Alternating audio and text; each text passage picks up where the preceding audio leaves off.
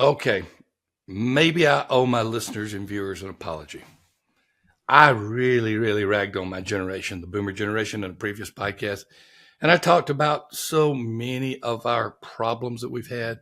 I did end it on a positive note about reaching them and how some things are changing. But maybe I dogged on my generation too much, that generation born between 1946 and 1964. Maybe I owe my generation an apology. So I'm going to think about it. Okay, I've thought about it. I don't know y'all apology. I don't know me an apology. It's true. I did say a few things about our generation that is good, but for the most part, I it was a generation that was so self-focused. I don't know what else to say that is good. Well, we're going to talk about Gen Z. And as we begin to talk about Gen Z and what is going on with that generation, born most of the time we go from like 1997 to 2012 in that area. That generation is one that I want us to examine for a lot of reasons. Not like the boomers, there are going to be some different reasons there, but it is a good time to reach Gen Z. Before we get to that, I always want to thank our sponsor, Cheney and Associates, the accounting firm for the church.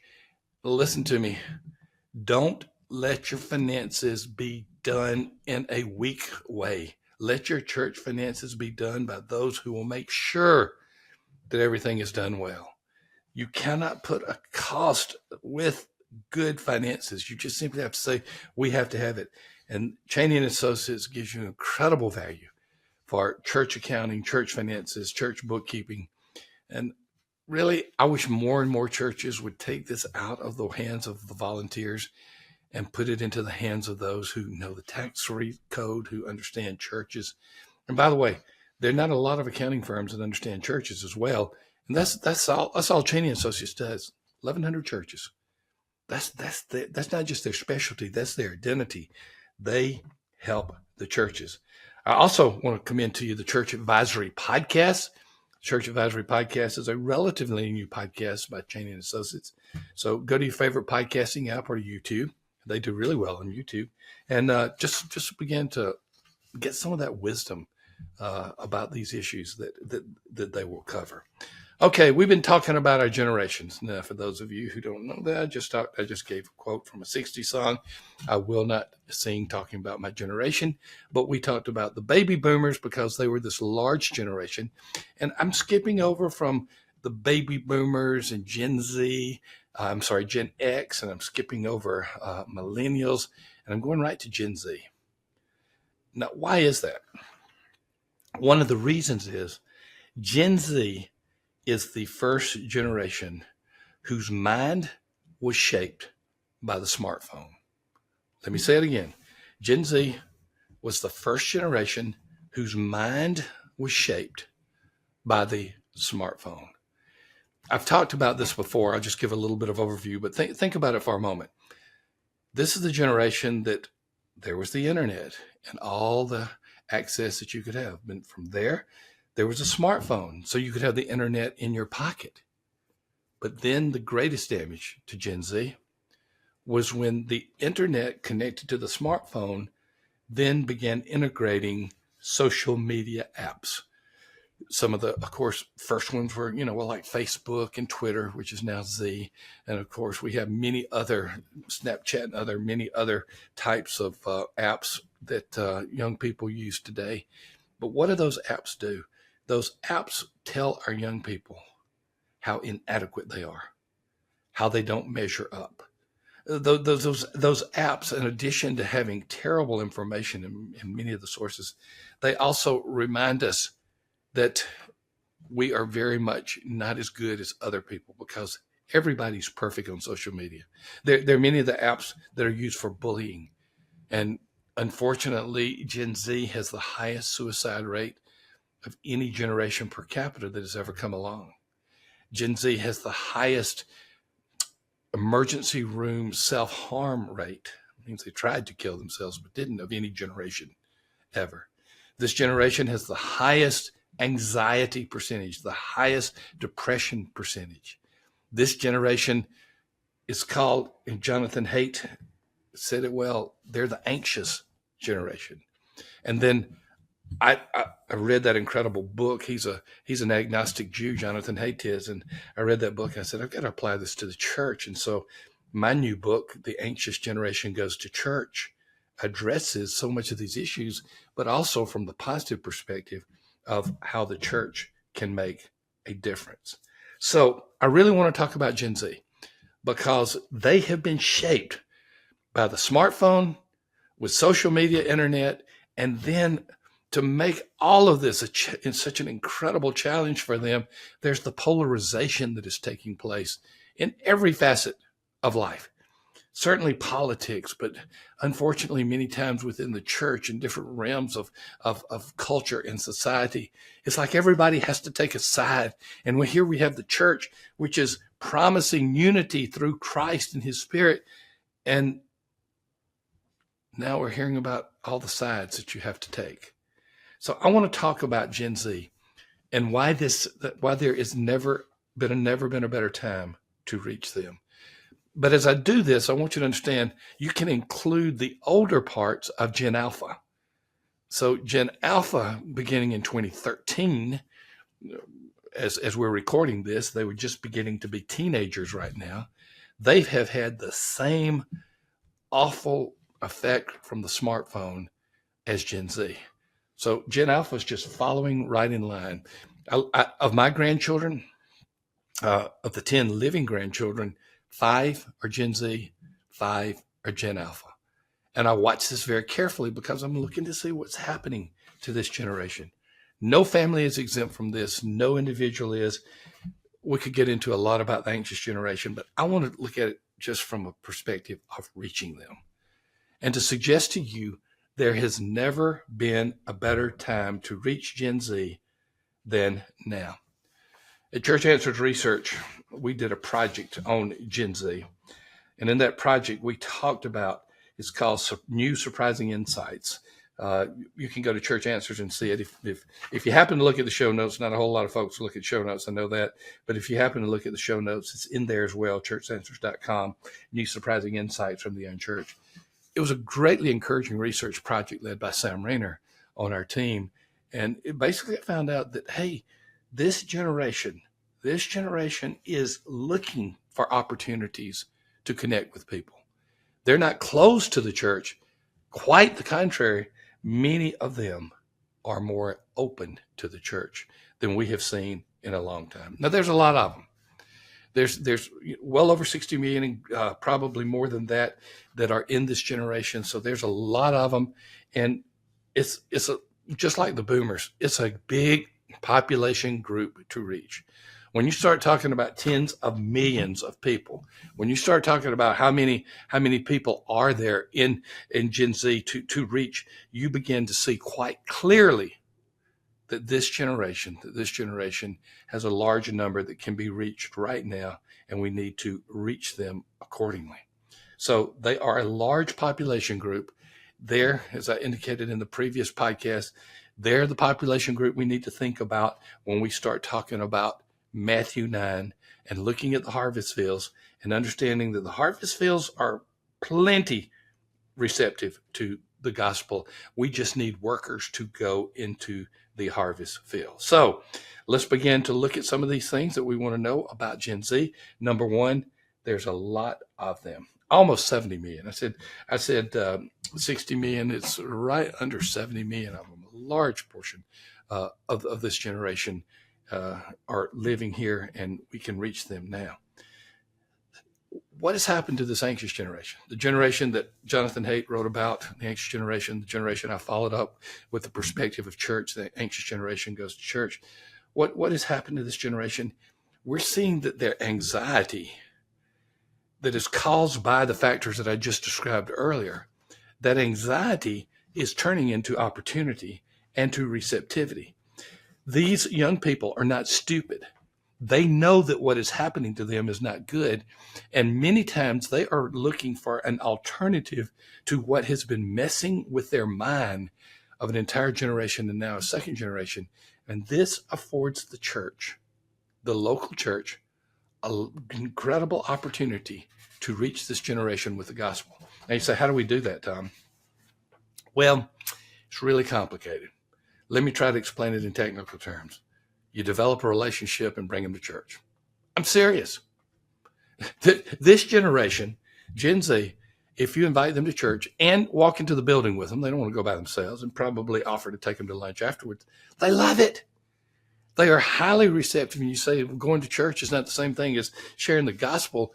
Well, it could be. You could have the opportunity to share the gospel, but they might also hear the gospel. But they may connect with Christians who are gospel-bearing believers.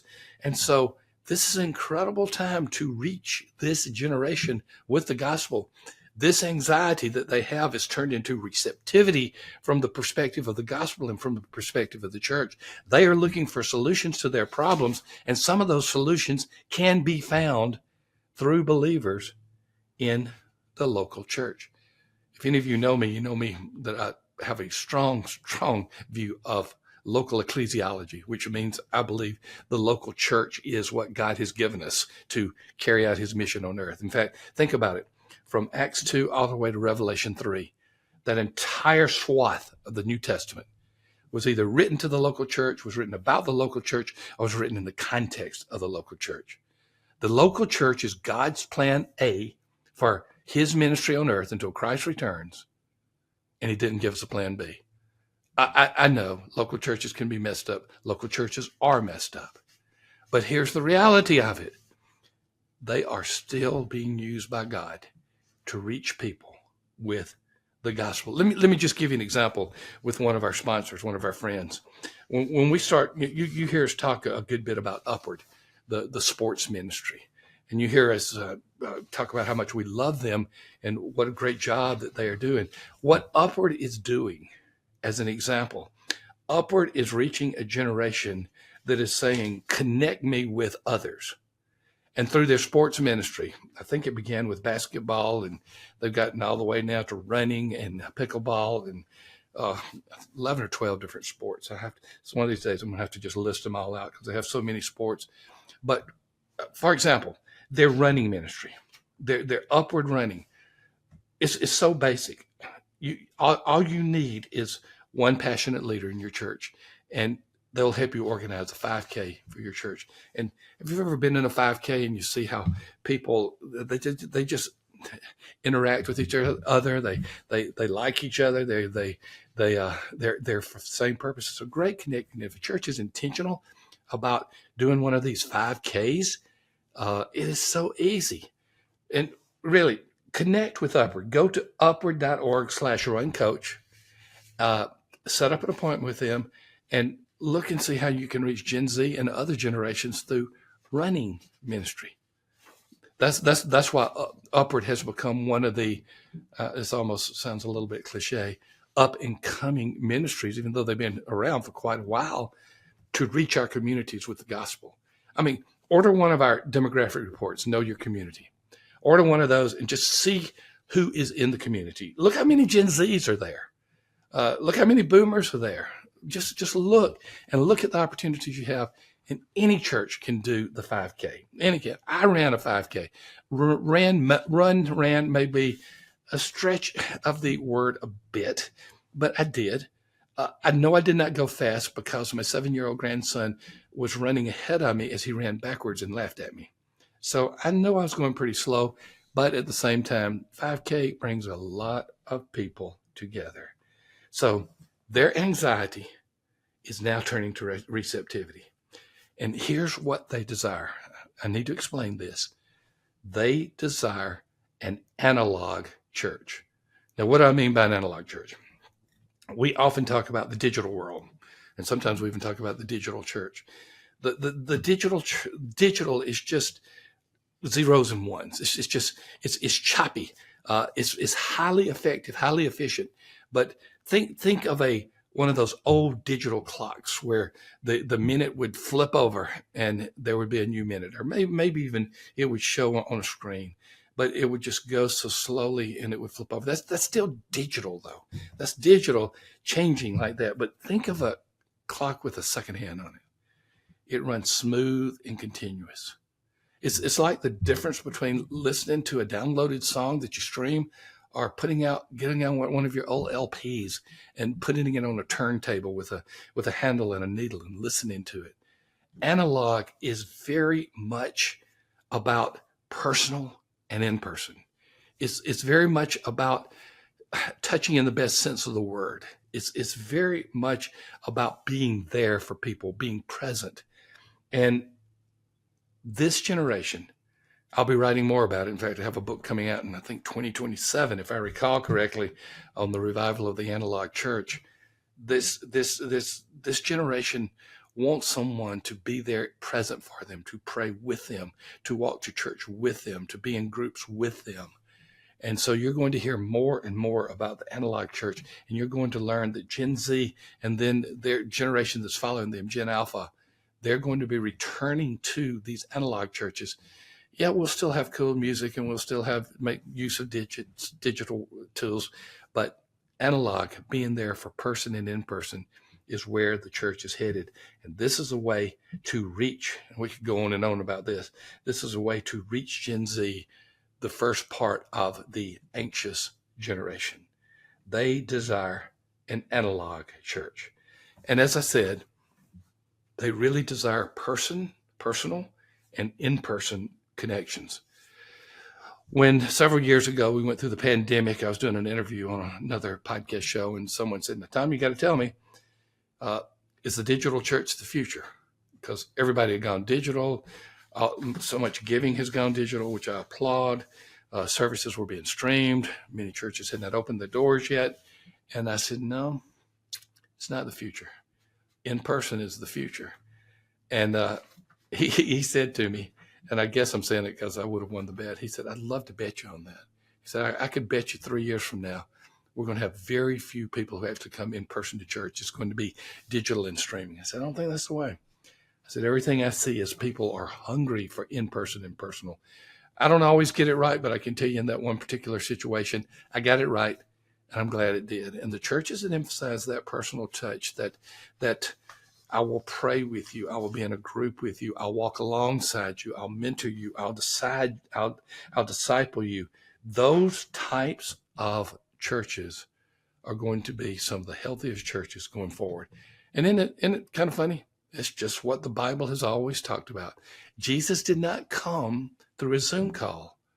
Jesus came incarnate. He came in person. He was always the personal God who is there. Now we have the in-person work of the Holy Spirit. God didn't say, "Okay, Jesus is gone. You ain't got anybody anymore." He says, "I leave you something better. When I leave, you will have the Holy Spirit," which means God dwells within us. So this whole idea of personal and in-person is going to be a trend that is going to be major in the years ahead. So be looking for it. It's not really a future trend as much as it is returning back to some of the biblical patterns with which we have great familiarity. So what can we say about there never being a better time to reach Gen Z? Large population group, almost 70 million, 69 plus million. They've been anxious because of the way their minds have been shaped through smartphones and social media and what the anxiety that is caused. But the anxiety has turned now to receptivity to the gospel. It's a time for the analog church, which basically is personal and in person. And we're going to see how important that is in the years ahead, the months ahead, as this generation, Gen Z, and the following generation, Gen Alpha, are really going to want that in-person touch, that personal touch for the future. I just think this is an exciting time. We can reach the boomers. There's 60 million of those still around, of the 76 million. We can reach Gen Z. There's 69 million of those who are still living in the United States. It's a great time, not just to be alive, but it is a great time to be alive with the power of Christ, the power of the Holy Spirit, and the message of the gospel. Well, I've taken 2 podcasts to talk about 2 generations. I've loved it. I talked about my generation, boomers. I talked about my first 5 grandchildren, actually 6, counting Will, who's with the Lord, who are they're Gen Zers. And I've even talked about the subsequent generation, Gen Alpha. And I can tell you, as I have reviewed all this information, it has rekindled and renewed my excitement for reaching people, particularly these generations, with the gospel.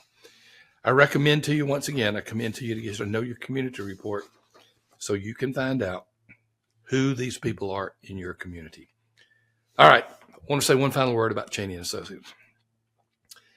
Steve Cheney, the founder and CEO of Cheney & Associates, is one of my heroes. He's a CPA, but he's not a stereotype CPA. He understands innovation, he understands helping, and he understands churches. And there is not a better firm around today than Cheney & Associates to help you with your bookkeeping, to help you with all of your finances. They are there. They serve over 1,100 churches.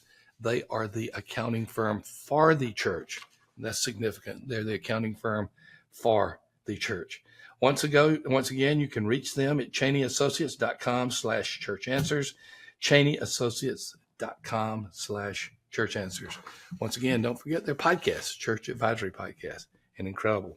As always, thank you for being a part of the Church Answers podcast. Thank you for being with me as I've talked about two generations in this and the previous podcast.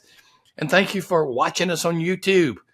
Subscribe there. Give us a rating and a review. Tell us, get the word out. We love what's happening. We're watching our rankings. Not that that's the most important thing, but watching our rankings continue to climb. So that is exciting. But many of you continue to listen to us on your favorite podcasting app. So you can give us a rating and review there, and we would greatly appreciate it. As always, thank you for being a part of the Church Answers podcast. I have two words for you for the future. Thomas Edison. What does that mean? Well, we'll talk about that later. Thanks again for being a part of the Church Answers podcast. We'll see you later.